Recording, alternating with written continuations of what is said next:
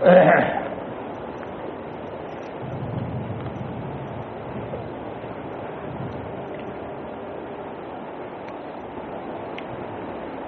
لله نحمده ونستعينه ونستغفره ونؤمن به ونتوكل عليه ونعوذ بالله من شرور أنفسنا ومن سيئات أعمالنا من يهده الله فلا مضل له ومن يضلله فلا هادي له وأشهد أن لا إله إلا الله وحده لا شريك له وأشهد أن سيدنا ونبينا ومولانا محمد عبده ورسوله صلى الله تعالى عليه وعلى آله وأصحابه وبارك وسلم تسليما كثيرا كثيرا أما بعد فأعوذ بالله من الشيطان الرجيم بسم الله الرحمن الرحيم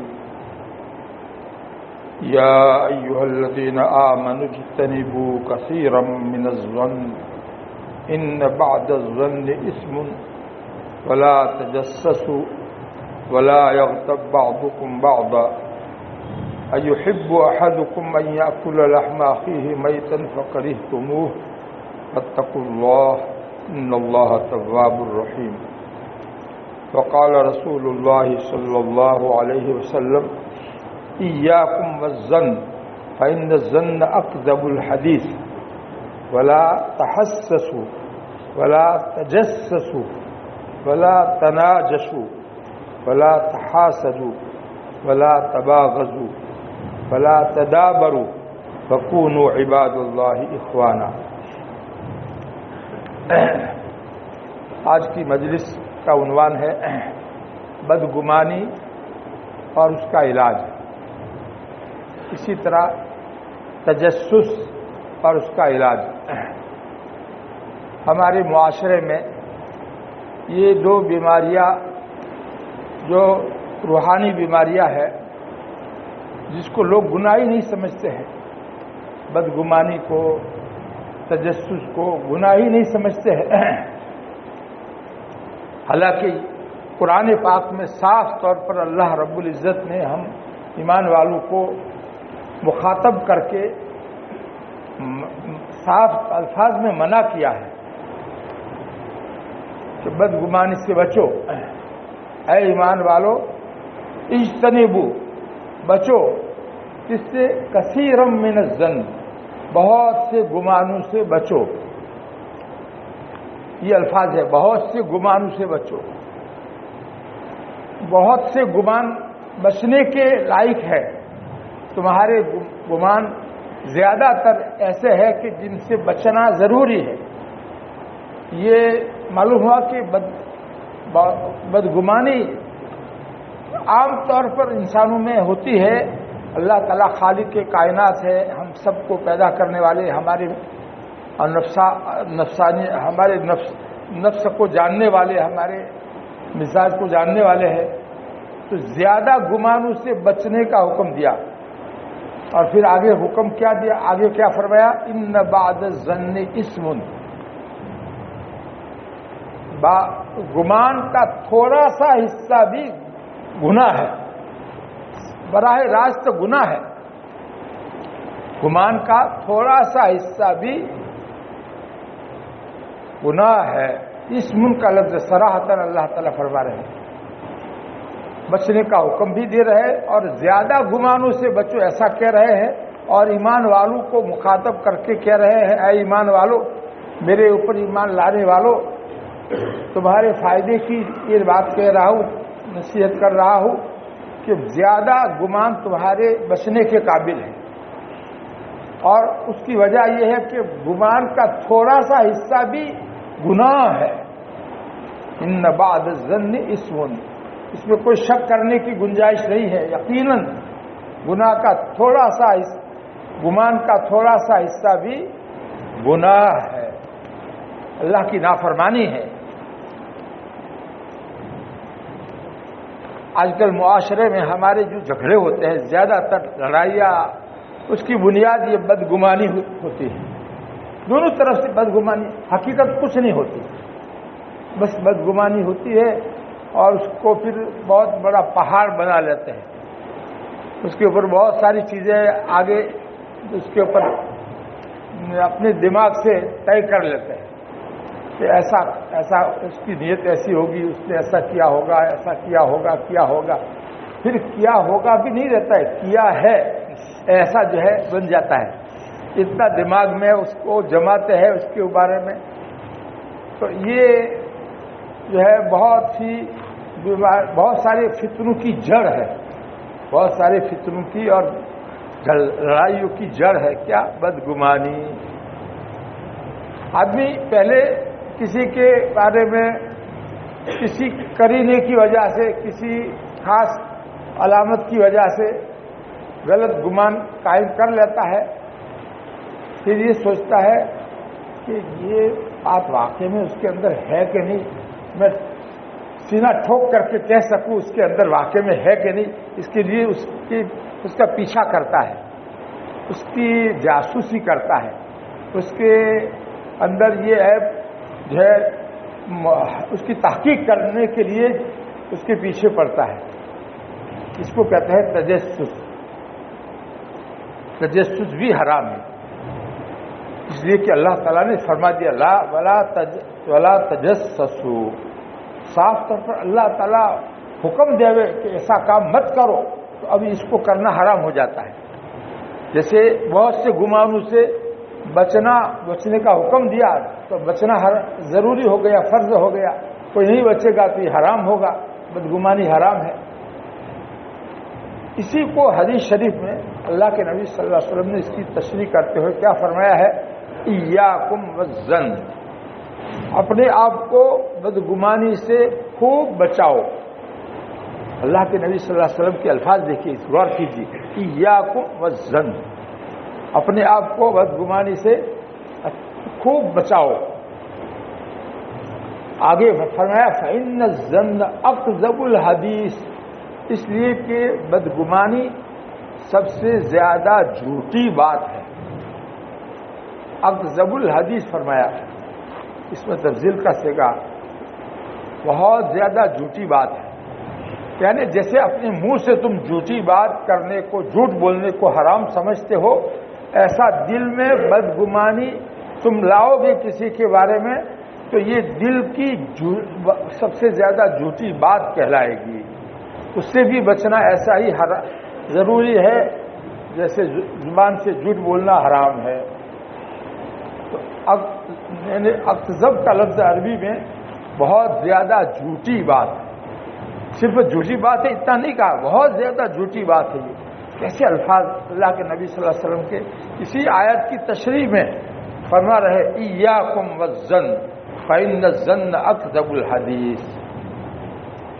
آگے پھر یہ الفاظ بھی ہے ولا تحسسوا ولا تجسسوا، قرآن میں تو صرف ولا تجسسوا ہے، لیکن آپ نے ایک اور لفظ بڑھایا، اللہ ہی کی طرف سے یہ پیغام پہنچا رہے ہیں کہ جیسے تجسس قرآن میں صاف طور پر اللہ تعالیٰ نے منع کیا ہے، حرام کر دیا ہے، دوسرے کے عیب کی تلاش کرنا، دوسرے کے عیب کو ڈھونڈنا، اس کی تحقیق کرنا، یہ جیسے اللہ تعالیٰ نے حرام کر دیا ہے، اسی طرح سے دوسرے کی کوئی بات چپکے سے سننا، خاص بات کے متعلق تحسس کا لفظ عربی میں آتا ہے کہ دو آدمی اپنی بات چھپانا چاہتا ہے اور تم چھپ کر کے اس کی بات سن رہے ہو، کنسوئی لینا اس کو اردو میں کہتے ہیں۔ تو یہ جو ہے دوسرا اس کو یہ سمجھتا ہے کہ یہ کہاں میری بات سنے، اس کا دھیان دوسری طرف ہے، حالانکہ اس کا دھیان ادھر ہے۔ تو یہ دوسرے کی بات اس طرح سے سن لینا یہ ہے تحسس، یہ بھی حرام ہے۔ جیسے دوسرے کے عیب کو تلاش کرنا جس کا تعلق زبان سے نہیں ہے، دوسرے کسی فعل سے ہے، کوئی بھی اس کے اندر عیب ہے، اس کو تلاش کرنا، اس کی تحقیق اور اس کی توہ میں رہنا، یہ حرام ہے قرآن سے صراحتاً۔ اسی طرح اقوال اس کے سن لینا، جس کو سنانا نہیں چاہتا ہے، چھپانا چاہتا ہے، یہ تحسس بھی حرام ہے۔ کسی کے پیچھے کائے کو پڑھتے ہو تو اپنے ایبو کے پیچھے پڑو، اپنے ایبو کی اصلاح کی فکر میں رہو، دوسروں کے ایبو کے پیچھے کائے کو پڑتے ہو؟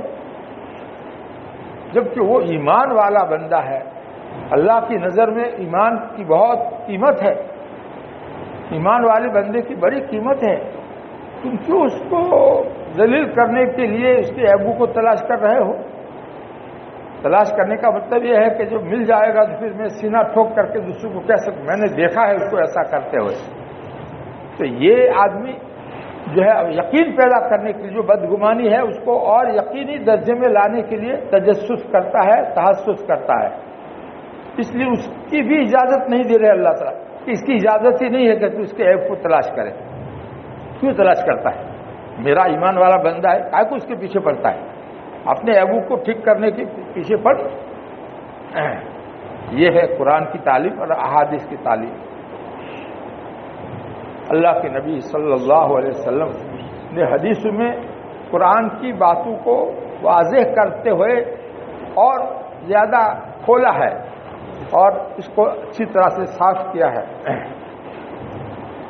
ولا تحسسوا ولا تجسسوا، یہ دو لفظ استعمال کیے بدگمانی کے بعد میں، فوراً وہی لفظ جو قرآن میں آیا ہے۔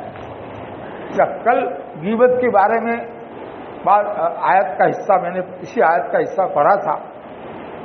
تیسرا گناہ کسی آیت کریمہ میں جو 26ویں پارے میں ہے، یہی غیبت کا گناہ ہے، اس سے اللہ تعالیٰ نے صاف الفاظ میں منع کیا ہے۔ یہ غیبت کب ہوتی ہے؟ پہلے آدمی بدگمانی کرتا ہے، اس کے بعد اس بدگمانی کی حقیقت تلاش کرنے کے لیے اس کے عیب کے پیچھے اپنے آپ کو لگاتا ہے، اور جب مل جاتا ہے وہ عیب، ہاتھ آ جاتا ہے، تو پھر اس کو اپنی زبان سے دوسروں کے سامنے بیان کرتا ہے۔ اس کا نام ہے غیبت۔ تو یہ ترتیب ہے آیت میں، یہ جو 3 گناہ بیان کیے ہیں تینوں کو اس ترتیب سے اللہ تعالیٰ نے بیان کیا ہے۔ بنیاد جو تھی وہ بدگمانی، اسی کو سب سے پہلے منع کر دیا۔ آدمی اگر اس سے رک جائے گا تو آگے کی بات، آگے کے دونوں گناہ سے بچ جائے گا۔ اصل تو اس کا مقصد غیبت کا مزہ لینا ہے، اس کے لیے عیب کو تلاش کرنا، بدگمانی کو آگے محقق کرنا، یہ سب چیزیں آدمی کرتا ہے۔ اور یہ تینوں گناہوں کی وجہ کیا ہے؟ یہ تینوں گناہ کیوں ہوتے ہیں؟ حضرت مولانا اشرف علی صاحب تھانوی رحمۃ اللہ علیہ جو مجدد ملت اور تصوف کے مجدد ہیں، وہ فرماتے ہیں ان تینوں گناہوں کا منشا کبر ہے، تکبر ہے۔ کبر دل میں ہوتا ہے اور وہ اپنے افعال سے ظاہر کرتا ہے تو اس کو تکبر کہتے ہیں۔ دل میں آدمی اپنے کو بڑا سمجھتا ہے، دوسرے کو کمتر سمجھتا ہے، خراب سمجھتا ہے، تو اس کے بارے میں بدگمانی کرتا ہے، اس کے عیب کو تلاش کرتا ہے اور اس کو پھر دوسروں کے سامنے بیان کر کے اس کو ذلیل کرتا ہے۔ اپنے کو بڑا سمجھنے کی وجہ سے یہ سب ہوتا ہے۔ تو دیکھو یہ گناہوں کا جوڑ یعنی تکبر اس کی بنیاد ہوئی، تکبر کی وجہ سے یہ تینوں گناہ ہوتے ہیں۔ ایسی بات جو ہے یہاں اس آیت میں تکبر کا ذکر نہیں ہے، قرآن میں دوسرے الفاظ میں فرمایا گیا ہے وَبِئْسَ مَثْوَى الْمُتَكَبِّرِينَ، اور تکبر کرنے والوں کا ٹھکانہ بہت برا ہوگا۔ اللہ تعالیٰ فرماتے ہیں تکبر کرنے والوں کا ٹھکانہ دوزخ، بہت برا ٹھکانہ ہوگا۔ بہرحال تو یہ تکبر کا اس کے ساتھ جوڑ ہے، یہ ہماری سمجھ میں نہیں آ سکتا تھا، یہ مجدد کی سمجھ میں آیا کہ یہ کیوں ہوتا ہے۔ یہ اپنے کو بڑا سمجھنے کی وجہ سے دوسرے کو ذلیل کرنے کے پیچھے اس کو عیب تلاش کر کے اس کا عیب دوسروں کے سامنے بیان کر رہا ہے، غیبت کر رہا ہے۔ تو قرآنی 3 احکام کی مخالفت آدمی کیوں کرتا ہے؟ اندر وہ تکبر کی بیماری بھری ہوئی ہے۔ اس آگے مستقل حضرت مولانا فقیہ صاحب عثمانی نے ایک مجلس ان کی آگے ہے کبر اور اس کا علاج، اس کو آج میں نے بیان کرنے کا ارادہ نہیں کیا۔ آج یہ صرف یہ 3 گناہوں کے بارے میں ہی آپ کو سمجھانا ہے، بدگمانی اور تجسس اور یہ غیبت، یہ تینوں حرام ہے. تین گناہ کیا ہے؟ حرام. اللہ تعالیٰ نے منع کر دیا، اس لیے حرام ہے. اور اسی کی وجہ سے دنیا میں ہماری معاشرت خراب ہو رہی ہے. ہمارا رہن سہن آپس کا، گھروں میں جھگڑے اور جو ہے خاندانوں میں جھگڑے، گاؤں میں جھگڑے، دو پارٹیاں ہوئی، یہ سب بدگمانی اس کی بنیاد ہوتی ہے. بدگمانی سے آگے کا جو ہے تجسس ہوتا ہے، اور پھر اس کے بعد میں غیبتیں ہوتی ہے. غیبت زبان سے ہوتی ہے اور بدگمانی دل میں ہوتی ہے. گمان، اچھا گمان بھی آدمی کر سکتا ہے. کسی مسلمان کے بارے میں حدیث شریف میں حکم کیا ہے؟ ظنوا بالمؤمنین خیرا. دیکھو یہ حکم ہے کہ ایمان والوں کے بارے میں تم اچھا گمان رکھو. تعویل کر لو، اچھی تعویل کر لو تو اچھا گمان ہو جائے گا. مثال دیتا ہوں، رمضان کی حالت میں، روزے کی حالت میں کسی آدمی کو دیکھا کہ وہ ہوٹل میں سے باہر نکلا، تو ہمارے دماغ میں شیطان کیا ڈالتا ہے کہ یہ آدمی کھانا روزہ اس سے رکھا نہیں ہے، کچھ کھا پی کر کے باہر نکلا ہے. اس کے بارے میں ایسی بدگمانی آتی ہے. سب سے پہلے ہی بدگمانی آتی ہے. اگر اس بدگمانی کو ہم جڑ سے کاٹ گئے اچھا گمان کے ذریعے سے کہ نہیں ایسا کیا، میں نے دیکھا تو ہے نہیں اس کو کھاتے پیتے، میں اس کے بارے میں ایسا گمان کس دلیل کی بنا پر کروں؟ بدگمانی کس دلیل کی بنا؟ جبکہ اللہ تعالیٰ نے منع کیا ہے، میں کیوں ایسا سمجھوں؟ ہو سکتا ہے وہ کسی کام سے کسی سے بات کرنے کے لیے گیا ہو، اندر کسی سے کوئی بات کرنے کے لیے گیا ہو سکتا ہے اس کے گھر میں کوئی بیمار ہو جس کے لیے روزہ نہ رکھنے کی شرعی اجازت ہے، اس کے لیے کچھ جو ہے کہنے کے لیے گیا ہو کہ بھی اتنا بھیج دینا ہمارے جو ہے گھر، ایسی بات کرنے کے لیے گیا ہو، کوئی ضروری بات کرنے کے لیے گیا ہو، روزہ اس کا باقی ہو، تو میں کس بنیاد پر اس کو ایک ایمان والے کو گنہگار سمجھوں؟ میں خود گنہگار ہو جاؤں گا، اللہ کا نافرمان بن جاؤں گا بدگمانی کر کے ایک مسلمان کے بارے میں. بس اس طرح سے تعویل اچھی کر کے، اچھا گمان کر کے بدگمانی کو دور کرنا چاہیے. اور جو تکبر اصل ہے جس کی وجہ سے یہ سب گناہ ہوتے ہیں، اس کا علاج کیا ہے؟ اپنے عیبوں کو آدمی دیکھے تو تکبر ٹوٹ جائے گا. تو میرے اندر اتنے سارے عیب ہیں، میں کیسے دوسرے کو برا سمجھوں اور اس کی برائی کیسے کروں؟ میں خود اتنے سارے عیبوں میں مبتلا ہوں. آج ہماری کمی کیا ہے؟ اپنے اندر جو عیب ہے اس کو ہم جانتے ہی نہیں، دوسرے کو عیبوں کو تلاش کرتے ہیں اور دوسرے کے عیبوں کو جانتے ہیں، اپنے عیبوں کو کی طرف ہماری نظر ہی نہیں جاتی. تنہائی میں بیٹھ کر سوچنے کی عادت ہی نہیں کہ میرے اندر کیا کیا کمی ہے. دیکھو اصلاح اس کے بغیر نہیں ہوتی ہے. جب تک آدمی کی نظر اپنے عیبوں پر نہ پڑے وہاں تک اصلاح نہیں ہوتی. اصلاح کے لیے ضروری ہے زیادہ تلاوت کرنے سے اصلاح ہو جائے ایسا بھی نہیں.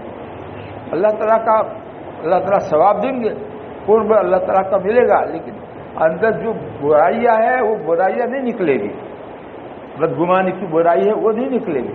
اس کے لیے ذرا تھوڑی دیر بیٹھ کر کے آدمی اکیلا سوچے کہ میرے اندر اتنے سارے عیب ہیں، میں کیسے دوسرے کو پیچھے پڑتا ہوں، میں کیوں دوسرے سے پیچھے پڑتا ہوں.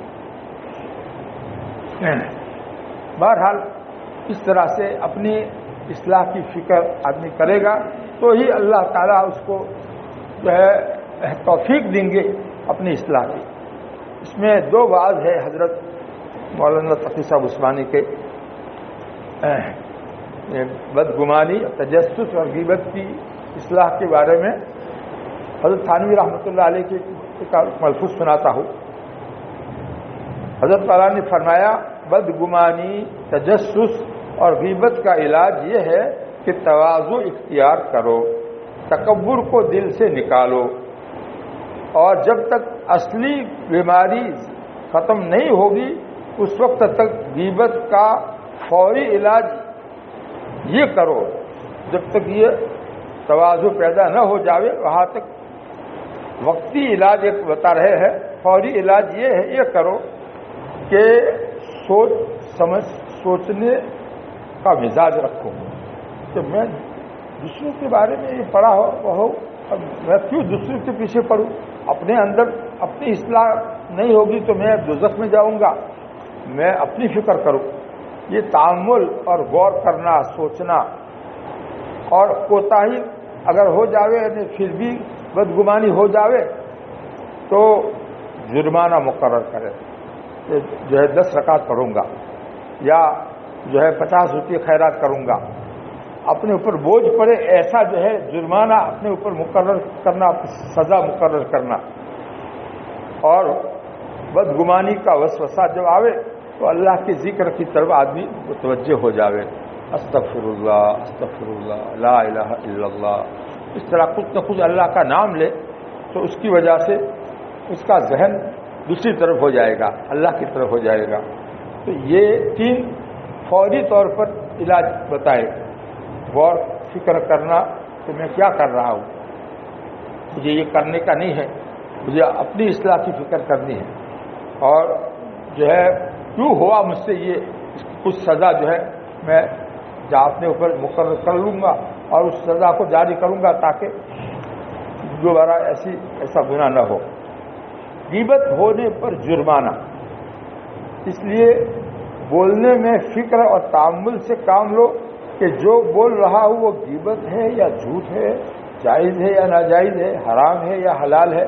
اس کو پہلے سوچو اور غور کرنے کے باوجود اور توبہ استغفار کرنے کے باوجود پھر بھی کوتاہی ہو جاوے اور غیبت سرزد ہو جاوے تو اپنے اوپر جرمانہ مقرر کرو کہ آئندہ جب کبھی غیبت ہوگی تو اتنے پیسے ادا کر دوں گا، خیر خیرات کر دوں گا. لیکن پیسے اتنے ہونے چاہیے جن کو نکالنے میں تھوڑی سی تکلیف ہو، بوجھ پڑے تو ہی فائدہ ہوگا. جیسے علی گڑھ کالج میں اتنا کم نہیں ہونا چاہیے جتنا جیسے کہ علی گڑھ کالج میں ایک جرمانہ طے کیا تھا نماز چھوڑنے کے اوپر. علی گڑھ کالج میں تمام طلباء کو مسجد میں نماز پڑھنا ضروری تھا. اگر کوئی حاضر نہ ہوتا تو ایک نماز پر 4 آنے، اس زمانے کے 4 آنے جرمانہ ادا کرنا ضروری ہوتا. چنانچہ جو طلباء بڑے بڑے مالدار گھرانے کے تھے وہ مہینے کے شروع میں ہی پورے مہینے کا جرمانہ جمع کر دیتے تھے. لہذا جرمانہ ایسا ہونا چاہیے کہ جس کو ادا کرنے میں تھوڑی سی مشقت بھی ہو. یا یہ جرمانہ مقرر کرو کہ جب کبھی غیبت ہوگی تو 4 رکعتیں نفل پڑھوں گا. اس کے نتیجے میں انشاءاللہ تعالی اس گناہ سے بچنے کی توفیق عطا ہوگی. اور ایک علاج یہ بھی بتایا کہ اللہ کی ذکر کی طرف متوجہ ہو جاؤ. استغفر اللہ کہو، مثلا کلمہ کا ورد کرو، کوئی تسبیح پڑھنا شروع کر دو تو اپنی توجہ دوسری طرف پھیر لو. اور اصل علاج اس کا تو کیا ہے؟ تواضع پیدا کرنا. یہ تو وقتی علاج بتائے، مستقل علاج یہ ہے کہ اپنے اندر تواضع پیدا کرو. کیونکہ جیسا کہ پہلے عرض کیا تھا کہ یہ ساری بیماریاں تکبر کے ہونے سے اور تواضع کے نہ ہونے سے پیدا ہوتی ہے. دل میں اپنی بڑائی ہے کہ میں جو سوچتا ہوں سمجھتا ہوں وہ درست ہے، میں بڑا عقل مند ہوں، میں بڑا عالم ہوں، میں بڑا پارسا ہوں، نیک ہوں. یہ سب تکبر کے خیالات ہیں. آدمی اپنے کو جب بڑا سمجھتا ہے تو وہ ایسا اس کے دماغ میں ایسے خیالات آتے ہیں جو انسان کے اندر غیبت، بدگمانی اور تجسس کا داعیہ پیدا کرتے ہیں، اس کا جذبہ پیدا کرتے ہیں. ان سب کا علاج یہ ہے کہ اپنے اندر تواضع پیدا کرو. تواضع کے معنی اپنے کو چھوٹا بنا کر سب سے خراب سمجھو.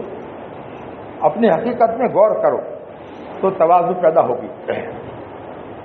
کہتے تواضع کا طریقہ یہ ہے کہ کسی شیخ کا دامن پکڑ لو. چونکہ شیخ کے سامنے رگڑے کھائے بغیر کام نہیں بنتا. اس کی چپت کھاؤ، اس کی ڈانٹ کھاؤ، اس کے ساتھ لگے لپٹے رہو، اس کی تیز نگاہوں کو برداشت کر لو، اس کے خلاف تباہ امور کو برداشت کر لو تو انشاءاللہ آہستہ آہستہ تواضع پیدا ہو جائے گی. اور جب تک شیخ نہ ملے یا شیخ سے تعلق قائم نہ ہو اس وقت تک کم از کم اتنا کرو کہ اپنی حقیقت کو سوچا کرو کہ میری حقیقت کیا ہے. میری ذات میں کوئی کمال نہیں، میری ذات میں تو کوئی کمال ہے نہیں. یہ تو سب اللہ نے میرے اندر پیدا کیا ہے. اگر عقل مندی ہے، خوبصورتی ہے، یا جو بھی ہے کوئی کمال ہے تو وہ سب اللہ کا دیا ہوا ہے، میرا اپنا ذاتی تو ہے نہیں. اگر میرے اندر حسن ہے تو وہ بھی اللہ کی عطا ہے. اگر میرے پاس علم ہے تو وہ بھی اللہ تعالیٰ کا دیا ہوا ہے. اگر میرے پاس پیسہ ہے تو وہ بھی اللہ تعالیٰ کا دیا ہوا ہے. اور وہ جب اس کو واپس لینا چاہے تو لے سکتے ہیں. آدمی کے دماغ کو فیل کر دے، پاگل بنا دے، اور اس کے اوپر جو ہے لقوا کی بیماری آ جاوے، زبان لڑکھڑا جاوے، دماغ کام نہ کرے، یہ سب اللہ تعالیٰ کر سکتے ہیں. تو پھر کیا ہوگا؟ یہ سارے کمالات کہاں دھرے کے دھرے رہ جائیں گے. ایک آدمی بڑا صحت مند اور تندرست ہے، لیکن جب اللہ تعالیٰ چاہے تو اس کی صحت کو واپس لے سکتے ہیں. ایک واقعہ بیان کرتے ہیں حضرت مولانا تقی صاحب، بڑا عبرت کا واقعہ ہے. فرماتے میرے ایک عزیز سے، رشتے دار سے، جن کا انتقال ہو گیا، اللہ تعالیٰ نے ان کو اتنی طاقت دی تھی کہ برف کی سل کو ایک مکہ مار کر توڑ دیتے تھے. برف کی سل اتنی بڑی آتی ہے، اتنی بڑی برف کی سل جو ہے اس کے اوپر مکہ مارتے ٹوٹ جاتی. اسی طرح کہتے ہیں تربوز کو کبھی چھری سے نہیں کاٹتے تھے، بس ہاتھ مارا اور تربوز توڑ دیا. آخر عمر میں، یہ تو جوانی کا حال ان کا تھا، لیکن جب آخری عمر میں بیمار ہوئے تو میں ان کی عیادت کرنے کے لیے گیا، دیکھا بستر پر لیٹے ہیں اور ہاتھ اوپر اٹھانے کی طاقت بھی نہیں تھی. اپنا ہاتھ اوپر اٹھانے کی طاقت بھی نہیں تھی. جو آدمی پہلے اتنا طاقتور تھا اس کا یہ حال ہو گیا. اللہ تعالیٰ جب چاہے چھین لے. یہ دنیا میں ایسے نمونے اللہ تعالیٰ پیدا کر کے ہمیں عبرت سبق دینا چاہتے ہیں اللہ تعالیٰ کہ تم اپنی کسی بھی اچھی چیز کے اوپر کیا جو ہے گھمنڈ کرتے ہو اور اپنے کو بڑا سمجھتے ہو. میں جب چاہوں اس کو واپس لے سکتا ہوں. اب یہ حالت ہے کہ خود اپنے ہاتھ سے اپنا ہاتھ خود سے نہیں اٹھا سکتے، اپنا ہاتھ خود سے اٹھا نہیں سکتے، دوسرا آدمی اس کو اٹھاتا ہے تب جا کر اٹھتا ہے. لہذا انسان کس بات پر ناز اور فخر کرے؟ علم پر ناز نہ کرے، یہ عنوان ہے. مولوی کو علم کا بہت ناز ہوتا ہے کہ میں بڑا عالم ہوں، مجھے بہت کچھ آتا ہے، لیکن اللہ تعالیٰ جب چاہے اس علم کو سلب فرما لے. چنانچہ بعض اوقات اللہ تعالیٰ دکھا دیتے ہیں کہ کاغذ قلم لے کر لکھنے بیٹھے تو اب سمجھ میں نہیں آتا کہ کیا لکھے، جبکہ ہمیں اپنے لکھنے پر ناز ہے. ہم اپنے آپ کو بڑا اہل قلم سمجھتے ہیں. بعض اوقات اپنے نام کے ہجے نہیں آتے کہ کس طرح اپنا نام لکھے. ایسے واقعات بھی ہوئے ہیں. حضرت تھانوی رحمۃ اللہ علیہ کے استاد تھے حضرت مولانا یعقوب صاحب نانوتوی. ایک مرتبہ اپنا نام سوچنے لگے کہ میرا نام کیا ہے. اتنے بڑے عالم، دارالعلوم دیوبند کے صدر مدرس، تمام مدرسین کے سردار صدر، ان کا یہ حال. کبھی اللہ تعالیٰ ایسا کر دیتے ہیں کہ آدمی کو اپنا نام بھی یاد نہیں آتا. لہذا انسان کس چیز پر ناز کرے، کس چیز پر اکڑے، کس چیز پر بھروسہ کرے؟ جو کچھ حاصل ہے وہ سب ان کی عطا ہے، وہ جب چاہے سلب کر لے.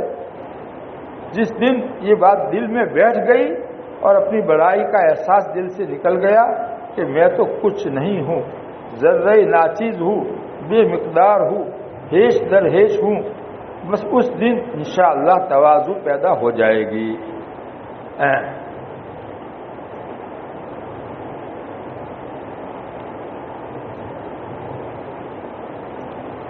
بعض مرتبہ ایسا ہوتا ہے کہ دوسرے کی بات آدمی آڑ میں بیٹھ کر سننا چاہتا ہے، اس کو پتہ نہ چلے اور اس کی بات سن لے، تو یہ گناہ ہے. اس طرح سے سن لینا گناہ ہے. آگے کہتے ہیں آڑ میں بیٹھ کر باتیں سننا. آڑ میں بیٹھ کر کسی کی باتیں سننا بھی تجسس میں داخل ہے. جس کو آڑ میں بیٹھنا ہے تو زبان سے کہہ دینا چاہیے کہ میں بیٹھا ہوں، یا اس کے سامنے بیٹھنا چاہیے، غرض کسی طرح اپنے بیٹھنے کی اطلاع کر دے تو وہ تجسس پھر نہیں رہے گا۔ اس کو معلوم ہے کہ یہ آدمی بیٹھا ہوا ہے تو وہ نہیں ایسی بات ہی نہیں کرے گا جو نہ کہنے کی ہوگی۔ مثلا دو آدمی آپس میں باتیں کر رہے ہیں، اب آپ نے آڑ میں جا کر ان کی باتیں سننا شروع کر دی، یہ گناہ اور حرام ہے اور تجسس کے اندر داخل ہے۔ لہذا جو شخص آڑ میں بیٹھا ہو وہ باتیں کرنے والوں کو بتا دے کہ میں یہاں پردے میں بیٹھا ہوا ہوں، تاکہ اگر وہ راز کی باتیں کرنا چاہتے ہیں تو نہ کرے، یا ان کے سامنے آ کر بیٹھ جاوے، خود پیچھے نہ بیٹھے، پردے میں نہ بیٹھے۔ لیکن ہمارا طریقہ کیا ہے؟ آج ہمارے معاشرے میں سب کام الٹے ہو رہے ہیں۔ ایسے موقع پر لوگ یہ چاہتے ہیں کہ اپنے آپ کو چھپا لے اور باتیں کرنے والوں پر یہ ظاہر نہ کرے کہ میں یہاں پر موجود ہوں، اور آرام سے بیٹھ کر ان کی باتیں سنوں۔ یاد رکھیے یہ سب تجسس میں داخل ہے اور حرام ہے، ناجائز ہے۔ دیانت کا تقاضا یہ ہے کہ تم اپنے وجود کو ان پر ظاہر کر دیتے تاکہ وہ لوگ سوچ سمجھ کر باتیں کرتے۔ لڑائی جھگڑے کی جڑ، ہماری شریعت نے ہمیں ایسی باتیں بتائی ہے کہ اگر واقعتاً ہم لوگ اس پر عمل کر لے تو آپس میں کوئی جھگڑا پیدا ہی نہ ہو اور معاشرے میں کوئی فساد ہی نہ ہو۔ جہاں کہیں فتنہ فساد اور جھگڑا ہوتا ہے وہ شریعت کے کسی نہ کسی تعلیم کو چھوڑنے کے نتیجے میں ہوتا ہے۔ شریعت کے احکام کو چھوڑنے کی وجہ سے یہ جھگڑے ہوتے ہیں۔ شریعت نے فتنہ فساد اور جھگڑے کے راستے پر ایسے پہرے بٹھائے ہیں کہ اگر ہم ان پر عمل کر لیں تو پھر کوئی جھگڑا ہی نہ ہو، یعنی ایسی باتوں سے شریعت نے منع کیا ہے کہ اس پر ہم عمل کریں تو جھگڑا ہی نہ ہو۔ چنانچہ ایک طرف تو نبی کریم صلی اللہ علیہ وسلم نے حدیث شریف میں یہ حکم دیا کہ لا یتناجا اثنان دون ثالث، یعنی اگر محفل میں 3 آدمی ہے تو ان میں سے 2 آدمیوں کو یہ نہیں کرنا چاہیے کہ آپس میں علیحدہ ہو کر اس طرح باتیں کرنے لگے کہ تیسرا آدمی اکیلا رہ جاوے۔ 3 ہی آدمی تھے، اب 2 آدمی الگ ہو کر کے باتیں کریں گے تو وہ تیسرا آدمی کیا سمجھے گا کہ یہ میرے بارے میں کوئی بات کرنی ہے، اس لیے مجھ سے الگ ہو کر کے یہ باتیں کر رہے ہیں۔ یہ خیال اس کو آئے گا کہ نہیں آئے گا؟ تیسرا آدمی اکیلا رہ جاوے، اس طرح سے باتیں نہ کرے، ایسا کرنا جائز نہیں۔ کیوں؟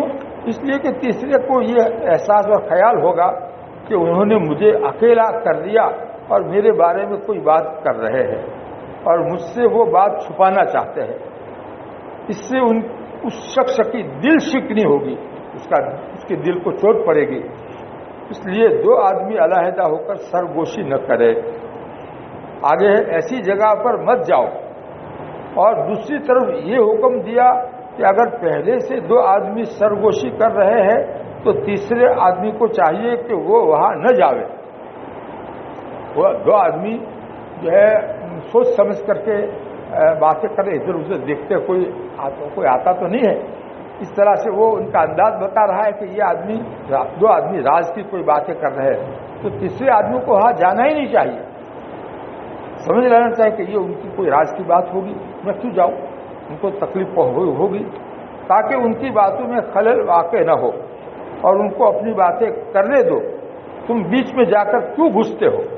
یہ ساری باتیں حضور اقدس صلی اللہ علیہ وسلم نے ہمیں بتا دی، لیکن ہم نے بس چند چیزوں کا نام دین رکھ لیا ہے، نماز پڑھ لی، روزہ رکھ لیا، بس قصہ ختم، دین کو اسی میں منحصر سمجھ لیا۔ زندگی گزارنے کے جو آداب حضور اقدس صلی اللہ علیہ وسلم نے ہمیں بتائے ہیں ان کو قطعی طور پر دین سے خارج ہی کر دیا ہے۔ زندگی گزارنے کے لیے آپس میں رہنا سہنا ہمارا کیسا ہونا چاہیے، محبت کے ساتھ، ایک دوسرے کی ہمدردی کے ساتھ میں کیسا رہنا چاہیے، ہم سے کسی کو کسی قسم کی تکلیف نہ پہنچے، اس کا خاص اہتمام اور خیال رہے، اس طرح سے ہمیں زندگی گزارنا چاہیے۔ فون پر دوسروں کی باتیں سننا، ایک آگے عنوان آ رہا ہے. یا مثلا ٹیلی فون ہے، اب آپ نے ٹیلی فون کرنے کے لیے ریسیور اٹھایا، جب کان سے لگایا تو اس میں 2 آدمیوں کی باتیں کرنے کی آوازیں آ رہی تھی. تو سامنے والا آدمی نے فون جو ہے دوسرے سے وہ باتیں کر رہا تھا. کسی دوسرے کی لائن آپ کے فون سے مل گئی تھی. آپ نے ان کی باتیں سننا شروع کر دی، حالانکہ آپ کے لیے فون پر ان کی باتیں سننا جائز نہیں، بلکہ آپ فون بند کر دیں. اگر آپ ان کی باتیں سنیں گے تو تجسس میں داخل ہے، جو ناجائز اور حرام ہے. یہ تجسس کی الگ الگ صورتیں جو بتلا رہے مولانا تقی صاحب، یہ انہی کا حصہ ہے. اور ہم سب لوگ ان کی باتیں پڑھیں گے، سنیں گے، تو اس سے ہمیں بھی ہمارا دھیان جائے گا کہ یہ بھی تجسس ہے. قرآن میں جو لا تجسسو کا حکم ہے، اس کے افراد کیا کیا ہے، اس کی جزیات کیا کیا ہے، وہ ہمیں سمجھ میں آئے گی. آگے سنیے. دوسروں کے خط پڑھنا، یا مثلا دوسرے کا خط آپ کے ہاتھ لگ گیا، آپ کے لیے اس کی اجازت کے بغیر اس کا خط پڑھنا جائز نہیں. یہ بھی تجسس کے اندر داخل ہے اور گناہ ہے. اب آگے عنوان ہے جائز تجسس. کیسی کیسی باتیں حضرت. بعض اوقات انتظامی طور پر تجسس ضروری ہو جاتا ہے. انتظام صحیح رکھنے کے لیے مثلا مدرسے کا محتمم ہے تو اپنے ماتحت جو اساتذہ ہے وہ کام صحیح کر رہے ہیں، پڑھا رہے ہیں یا کیا کر رہے ہیں، اس کے لیے تجسس ان کو کرنا پڑتا ہے تاکہ جو ہے کام صحیح طریقے سے ہو. تو اس کی اپنی ذمہ داری وہ پوری کر رہا ہے. بعض اوقات انتظامی طور پر تجسس ضروری ہو جاتا ہے.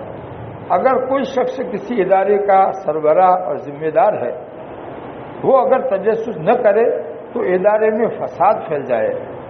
مثلا ذمہ دار کا یہ تجسس کرنا کہ کہیں ہمارے زیر انتظام ادارے میں کوئی ایسا جرم تو نہیں ہو رہا ہے جو خطرناک قسم کا ہو. اس حد تک تجسس کرنے میں کوئی حرج نہیں. اب پولیس کے محکمے کو دیکھ لے، وہ تو تجسس ہی کے کام کے لیے بنایا گیا ہے. حضرت فاروق اعظم رضی اللہ عنہ کا ایک واقعہ. حضرت فاروق اعظم رضی اللہ عنہ رات کو مدینہ منورہ کی گلیوں میں گشت کیا کرتے تھے. ایک مرتبہ گشت کے دوران اکیلے جو ہے پھرتے تھے اپنی پبلک کا حال معلوم کرنے کے لیے. ایک مرتبہ جو ہے رات کے وقت اس طرح سے پھر رہے تھے کہ ایک گھر میں سے گانے کی آواز آ رہی تھی اور کچھ گلاسوں کے کھڑکنے کی آواز بھی آ رہی تھی. ایسا دیکھا ہے، یعنی گلاسوں کی آواز بھی آ رہی تھی. ان کو خیال ہوا کہ شاید یہاں پینے پلانے کا شغل ہو رہا ہے، یعنی شراب پینے کا مشغلہ ہو رہا ہے اور گانا بجانا بھی ہو رہا ہے، آواز آ رہی ہے گانے کی. تھوڑی دیر تو آپ سب سنتے رہے، دیکھو یہ تجسس تھا لیکن ذمہ داری کی وجہ سے تھا. پھر دیوار پھاند کر اندر داخل ہو گئے.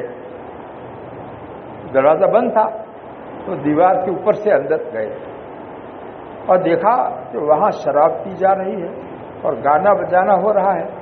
چنانچہ آپ نے رنگے ہاتھوں ان کو پکڑ لیا. اب ظاہر ہے کہ حضرت خلیفۃ المسلمین امیر المومنین وہاں پہنچ گئے تو وہ کیا کر سکتے، کیسے اپنے آپ کو کہہ سکتے کہ ہم ایسا نہیں کرتے تھے. ان کا جو سربراہ تھا، ان کا جو بڑا تھا، یہ جو مجلس ہو رہی تھی ان میں جو بڑا آدمی تھا وہ بڑا ہوشیار تھا. اس نے پوچھا کہ آپ نے ہمیں کیوں پکڑا؟ لو، آپ نے ہمیں کیوں پکڑا یہ پوچھا. حضرت فاروق اعظم رضی اللہ عنہ نے فرمایا کہ تم شراب پی رہے تھے اور گانا بجانا کر رہے تھے، تم مجرم ہو، اس لیے تمہیں پکڑ لیا. ان کے سربراہ نے کہا کہ ہم نے تو ایک ہی گناہ کیا تھا اور آپ نے کئی گناہ کیے. ایک گناہ تو آپ نے یہ کیا کہ آپ نے تجسس کیا، ہماری ٹوہ میں لگے کے اندر کیا ہو رہا ہے. دوسرا گناہ یہ کیا کہ اجازت کے بغیر ہمارے گھر میں آ گئے اور اجازت کے بغیر دوسرے کے گھر میں داخل ہونا جائز نہیں. تیسرا گناہ یہ کیا کہ دیوار پھاند کر داخل ہوئے، حالانکہ قرآن کا حکم ہے وَأْتُوا الْبُيُوتَ مِنْ أَبْوَابِهَا کہ گھروں میں ان کے دروازوں سے آؤ. تم دروازے سے نہیں آئے تو دیوار پھاند کر کے آ گئے. لہذا ہم نے تو صرف ایک گناہ کیا تھا، آپ نے 3 گناہ کیے. اتنی ہمت اور کیسا یعنی حضرت امیر المومنین ہونے کے باوجود اپنے آپ کو کیسا رکھتے ہوں گے کہ ایک پبلک کے آدمی کو گناہ کرنے کے باوجود ایسا بولنے کی ہمت ہو رہی ہے. اس پر حضرت عمر رضی اللہ عنہ کا حال بھی دیکھیے، کتنا عجیب و غریب حال ہے. حضرت فاروق اعظم رضی اللہ عنہ نے اس کی یہ بات سن کر تینوں گناہوں پر استغفار کیا. یہ 3 گناہ کی جو بات بتائی اس کے اوپر استغفار کیا کہ کہیں واقعی مجھ سے یہ گناہ سرزد نہ ہو گئے ہو، اس لیے میں اللہ تعالیٰ سے مغفرت چاہتا ہوں. ہمارے جیسا ہوتا تو اس شخص کو 2 تھپڑ مارتا کہ کم وقت ایک طرف تو یہ گناہ کرتا ہے اور دوسری طرف میرے اوپر ہی اعتراض کرتا ہے، چوری اور سینہ زوری. لیکن چونکہ یہ حضرات ساتھ ساتھ اپنے نفس کا بھی علاج کیا کرتے تھے، اس لیے انہوں نے یہ سوچا کہ چونکہ میری ذات پر اعتراض آیا ہے تو اس کی مدافعت نہ کرنی چاہیے. میری ذات پر یہ اعتراض کر رہا ہے تو اپنی دفاع کرنا، اپنے کو بچانا اور اپنی صفائی کرنا یہ تو اچھی بات نہیں ہے، بلکہ اس کے اندر جس خرابی کا احتمال ہے اس کی تلافی کرنی چاہیے. اس لیے فوراً استغفار کیا. صحابہ کرام کا فیصلہ آگے عنوان ہے. پھر یہ مسئلہ صحابہ کرام کی ایک جماعت کے سامنے پیش کیا. حضرت عمر رضی اللہ عنہ نے یہ مسئلہ کہ ایسا ایسا ہوا تو مجھ سے یہ گناہ ہوئے اور ان سے ایسا ہوا تو یہ جو ہے چلے گا نیچے ہو جائے گی. ہاں ذرا اونچی رہے گی. پھر یہ مسئلہ صحابہ کرام کی ایک جماعت کے سامنے پیش کیا. تو یہ کتنی بڑی ہمارے لیے تعجب کی بات ہے کہ یہ شخص مجھے یہ کہہ رہا ہے کہ میں نے 3 گناہ کیے. آیا واقعتاً میں نے تجسس کا گناہ کیا اور یہ تجسس کرنا میرے لیے گناہ تھا یا نہیں تھا؟ اور میرا اس طرح دوسرے کے گھر میں داخل ہونا جائز تھا یا نہیں تھا؟ صحابہ کرام کی اس جماعت نے مشورے کے بعد یہ فیصلہ دیا کہ جو ذمہ دار آدمی ہے اگر اس کو یہ اندیشہ ہو کہ یہ فساد ایسا ہے کہ جو معاشرے میں پھیل جائے گا اور لوگوں کے اندر اس کے برے اثرات مرتب ہوں گے تو اس صورت میں اس ذمہ دار کے لیے تجسس کرنا بھی جائز ہے اور اجازت کے بغیر اندر داخل ہونا بھی اس کے لیے جائز ہے اور دیوار پھاندنا بھی جائز ہے. لیکن اگر متعدی خرابی کا اندیشہ نہ ہو، یعنی خرابی پھیلنے کا اندیشہ نہ ہو، مثلا ایک آدمی اپنے گھر میں کوئی ایسا عمل کر رہا ہے جس کا فساد اس کی ذات تک محدود ہے، اس کے برے اثرات دوسروں تک نہیں پہنچیں گے، تو اس صورت میں ذمہ دار اور سربراہ یعنی ذمہ دار کو بھی تجسس کرنا جائز نہیں. چنانچہ فقہائے کرام نے اس موضوع پر تفصیلی بحث کی ہے کہ کن حالات میں تجسس جائز ہے اور کن حالات میں تجسس جائز نہیں. فقہا کا قول فیصل، واہ رے واہ. آگے مولانا تقی صاحب جو ہے فقہا کا قول فیصل لا رہے. صحابہ کرام کی حالت یہ اس کے لیے مشورہ صحابہ کرام کو بلایا اور جماعت کے سامنے یہ بات رکھی اپنے بارے میں. حضرت عمر رضی اللہ عنہ نے کتنے اللہ کے ڈر کی بات ہے، کتنا اللہ کا ڈر ان کے اندر ہو. یہ صرف تھوڑی دیر سن لینے کی بات نہیں ہے، اس کا اثر ہمارے دل پر ہونا چاہیے. آج ہمارا کیا حال ہے؟ فقہا کا قول فیصل سن لیجیے. امام خصاف رحمۃ اللہ علیہ کی کتاب ادب القضاء میں ادب القضاء ہے، اس کی شرح علامہ صدر الشہید رحمۃ اللہ علیہ نے لکھی ہے. اس میں اس موضوع پر بہت لمبی بحث کی ہے اور فقہاء کرام کا اختلاف نقل کیا ہے کہ کس حالت میں تجسس جائز ہے اور کس حالت میں جائز نہیں۔ اس اختلاف میں قول فیصل یہ ہے کہ جہاں کسی متعدی برائی کا اندیشہ ہو تو وہاں سربراہ کے لیے سب کچھ کرنا جائز ہے، تجسس کرنا بھی جائز ہے، دیوار پھاندنا بھی جائز، اجازت کے بغیر اندر گھسنا بھی جائز۔ اور جہاں متعدی برائی کا اندیشہ نہ ہو، یعنی وہ برائی دوسروں میں پھیلے گی اس کا اندیشہ نہ ہو، بلکہ اس شخص کا ذاتی عمل ہے، وہ اپنے گھر میں بیٹھا کر رہا ہے، تو اس وقت سربراہ کے لیے بھی تجسس کرنا جائز نہیں۔ دارالعلوم کراچی کی تھوڑی سی ذمہ داری ہمارے سپرد ہے۔ حضرت مولانا تقی صاحب فرما رہے ہیں دارالعلوم کراچی کی تھوڑی سی ذمہ داری ہمارے سپرد بھی ہے۔ اس کی وجہ سے ہمیں یہ تجسس کرنا پڑتا ہے کہ دارالاقامہ میں کیا ہو رہا ہے، طلبہ کن سرگرمیوں میں دلچسپی لے رہے ہیں۔ یہ اس وقت جائز ہے جب کسی متعدی خرابی کا اندیشہ ہو، ورنہ سکوت افضل ہے۔